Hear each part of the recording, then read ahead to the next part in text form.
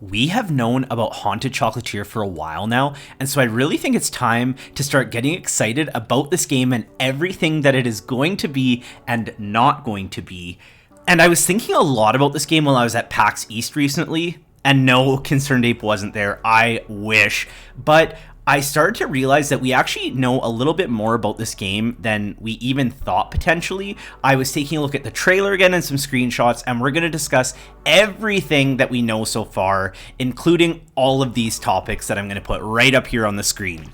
Stay tuned, especially for this last one, because I think it will kind of blow your mind, and if I'm right about this, we have a lot to look forward in the next 10 years of this genre of gaming.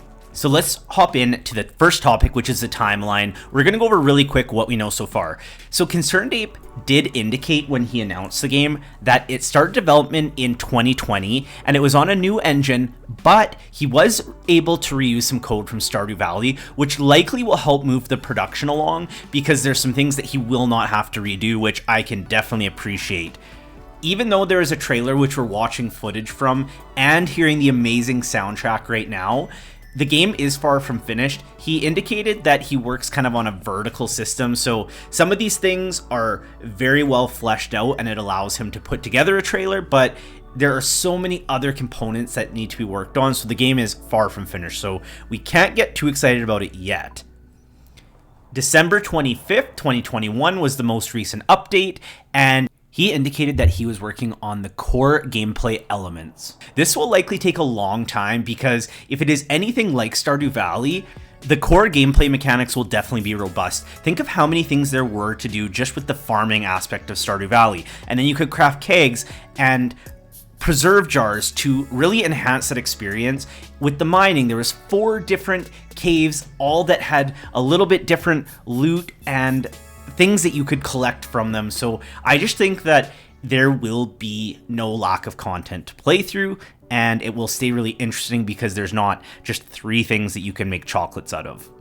However, the good news is ConcernedApe did say in a recent interview in January of 2023 this year that he has gotten a lot quicker in development because he learned so much from Stardew Valley. So I think when he thinks of an idea, it's way quicker to execute on it because he's done this for almost 10 years now.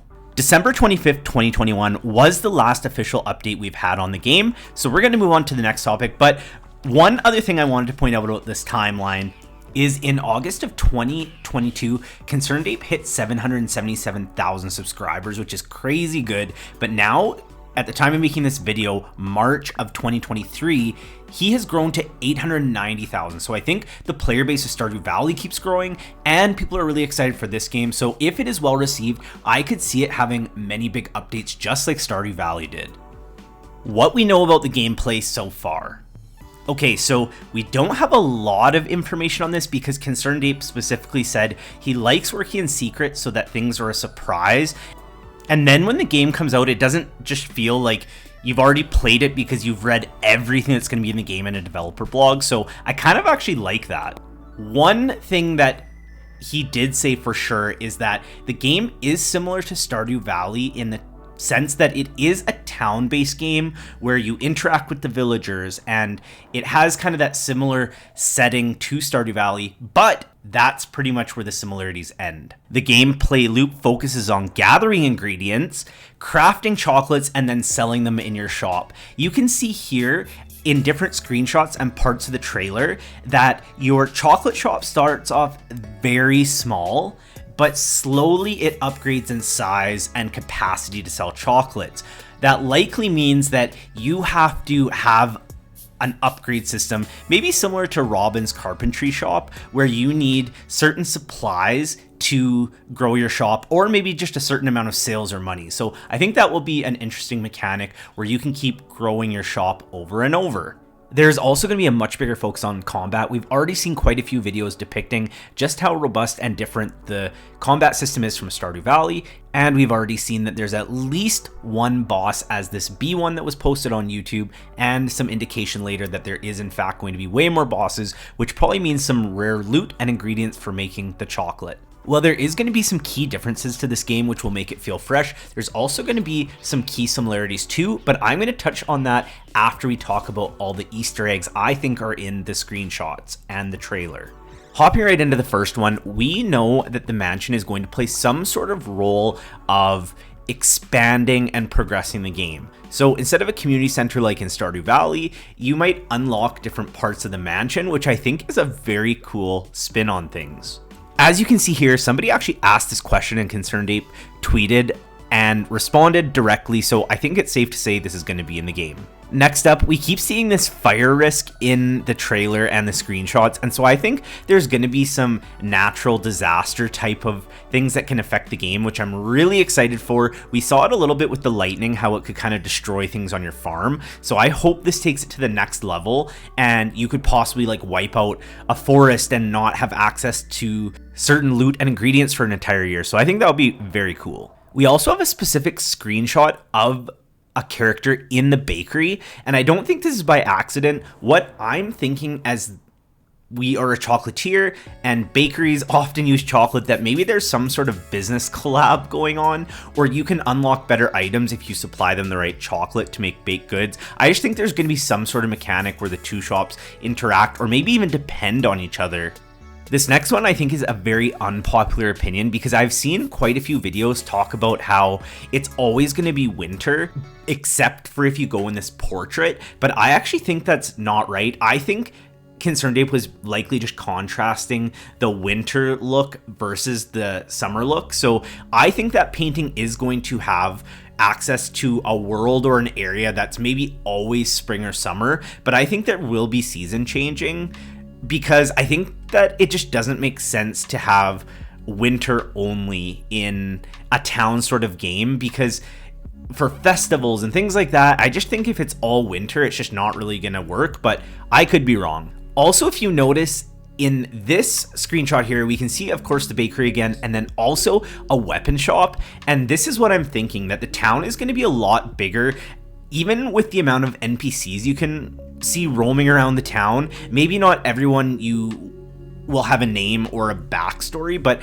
I think there's gonna be a lot more shops and things to do in town, which would be very cool, including a weapon shop, which there was a weapon shop kind of in the Adventure Guild in Stardew Valley, but I think this is gonna be more advanced because there is a bigger focus on combat.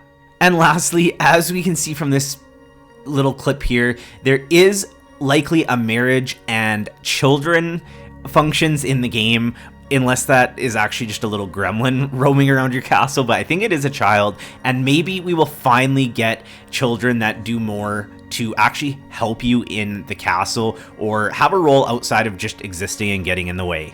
Let me know what other things that you've noticed in the screenshots in the comments, because I'm sure there's some that I've missed, but those are some of the things that I think have really indicated what kind of features are already planned to be in Haunted Chocolatier. Alright, it is time for our last topic, and that is the future of the farm sim genre. But as you can probably tell, because this is a Haunted Chocolatier video, I think that the genre is going to change.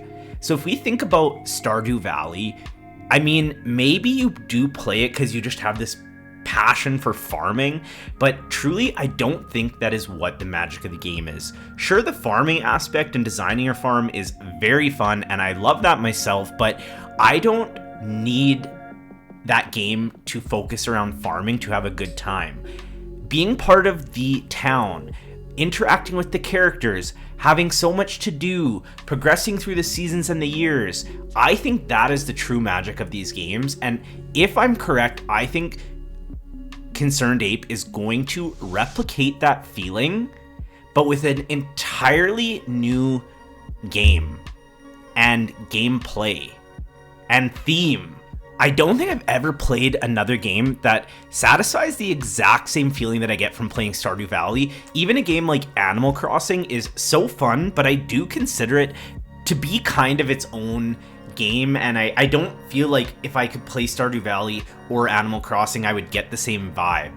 So what I am trying to say here is I think Haunted Chocolatier is going to bust the farming sim genre wide open, where other developers are going to see that you can create the same gameplay loop and the same vibes, but with a completely different theme. And then I think we're gonna start to see other people get really, really creative. What do you think this game is going to be like, and are you very excited for it? Did I miss anything major? Let me know in the comments, and if you want more Haunted Chocolatier content, watch this video. I'm going to link it above and in the description so you can see what I hope to be in the game, and once again, make sure you subscribe so you don't miss any of the content.